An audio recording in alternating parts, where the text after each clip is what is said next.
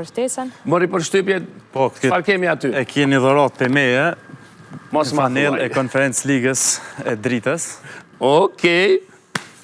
Zoja, E këtij viti është, me emrin tënë edhe mbi emrin. mirë, do ta zbulojmë. Inshallah e ke gjetë numrin se XL besoj. XL. Të do është televizor. Veç më ka me u transferu diku me në ekip me lujt. Faleminderit shumë. Pse nënç?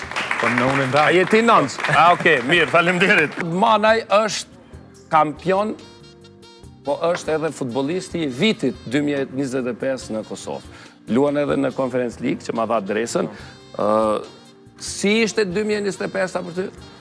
Po mëj me thonë që ka qenë viti maj suksesshëm në karrierën time, duke marrë parasysh se kemi fituar titullin kampion pas 5 vitesh mungesë në Gjilan, e kemi rikthyer titullin, edhe pas titullit qëllimi kryesor joni ka qenë grupet e Conference Ligës, sepse kur luajmë në Evropë ne nuk përfaqësojmë vetëm Gjilani, nuk përfaqësojmë vetëm dritën, por përfaqësojmë gjithë Kosovën, edhe mendoj që kena përfaqësuar në mënyrën më të mirë të mundshme, edhe kështu Edhe kështu kur ke shumë suksese ekipore, normalisht që nuk mungojnë as ato individuale, edhe mendoj që ka qenë çështje ambitor si futbollisti i vitit 2025. Me statistika, sa golla shënova, apo... I kom pas se llogaritet nga janari deri në dhjetor të 2025-s, i kom pas 47 ndeshje, 15 gola dhe 8 asistime. Okej. Për të Kosovën ishte... Po shumica për ty në ka qenë në Evropë. Në Evropë shumica. Shumica për ty në po.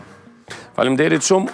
Urojmë ty shumë suksese. Faleminderit shumë. Po ashtu dritës dhe në përgjithësi ekipeve tona që luajnë jashtë Kosovës. Faleminderit. Do t'ju njohim pak më tepër, të shohim se prej nga ka ardhur ky talent yt për futbollin, si ka nisur përmes një ledi që ka 3 fotografi.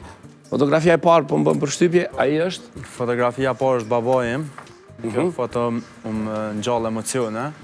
Unë jam rrit duke i shikuar këto fotografi të babait, të axhallarëve të mi. Kjo fotografi është dikun duke luajtur futboll të vogël. Në klinë kanë pasur një klub të quajtur Dykurriku, që kanë luajtur futboll të vogël, siç quhet sot futsal. Edhe ka qenë një ekip shumë i suksesshëm. Përveç kësaj, më kujtohet sa më kanë treguar axhallarët që klubi Dykurriku në vitin 94 kanë fituar njërin ndër turnirat më të mëdha që është marrë në atë kohë, Gazi 94 në futboll të vogël. Kurse fotografinë e dytë tani babai yt vetëm futsal ka luajtur, futboll të vogël apo edhe ka luajtur futboll të madh? Ka luajtur edhe futboll të madh, por për një kohë të shkurtër sepse dihet rrethonat edhe kushtet çfarë kanë qenë në atë kohë.